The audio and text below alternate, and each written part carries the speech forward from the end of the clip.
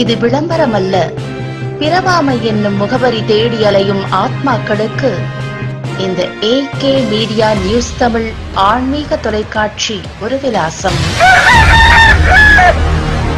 மதுரை திருப்பரங்குன்றம் சுப்பிரமணிய சுவாமி திருக்கோவில் கும்பாபிஷேகத்திற்கான யாகசாலை மண்டப முகூர்த்த கால் நடும் விழா மேலதாளங்கள் முழங்க விமர்சையாக நடைபெற்றது. தமிழ் கடவுள் முருகனின் அறுபடை வீடுகளில் முதல் படை வீடான திருப்பரங்குன்றம் அருள்மிகு சுப்பிரமணிய சுவாமி திருக்கோயிலில் கடந்த 2011ஆம் ஆண்டில் ஜூன் மாதம் 6ஆம் தேதி பூசம் நட்சத்திரத்தில் மகா கும்பாபிஷேகம் நடந்தது. தற்போது 12 ஆண்டுகளுக்கு மேலாகிவிட்டது. ஆகவே 12 ஆண்டுகளுக்கு ஒரு முறை ஆகம விதிக்கு உட்பட்டு மகா கும்பாபிஷேகம் நடத்தப்பட வேண்டும் என்று பக்தர்கள் வலியுறுத்தி வந்தனர். இந்த நிலையில் திருப்பணிகள் செய்து மகா கும்பாபிஷேகம் நடத்திட கோவில் நிர்வாகம் முன்வந்துள்ளது. அதன் தொடக்கமாக கடந்த சில நாட்களுக்கு முன்பு பாலாலயம் நடந்தது. தொடர்ந்து வரும் ஜூலை 14ஆம் தேதி அதிகாலை 5:25 மணி முதல் 6:10 மணிக்கு மகா கும்பாபிஷேகம் நடத்த கோவில் நிர்வாகம் திட்டமிடப்பட்டுள்ளது. அதன்படி கும்பாபிஷேக நிகழ்ச்சியில் முதல் நிகழ்ச்சியாக யாகசாலை மண்டபம் அமைப்பதற்கான முகூர்த்த கால் நடும் விழா இன்று நடைபெற்றது. முன்னதாக கோவில் உற்சவர் மண்டபத்தில் முகூர்த்த காலுக்கு சிறப்பு பூஜைகள் மற்றும் சிறப்பு ஆராதனை செய்யப்பட்டது. இதனைத் தொடர்ந்து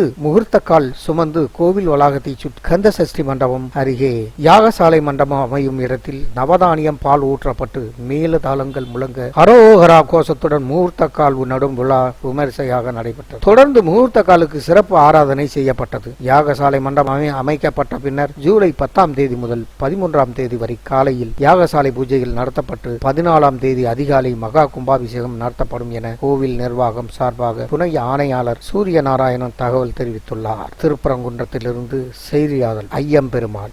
AK மீடியா நியூஸ் தமிழ்.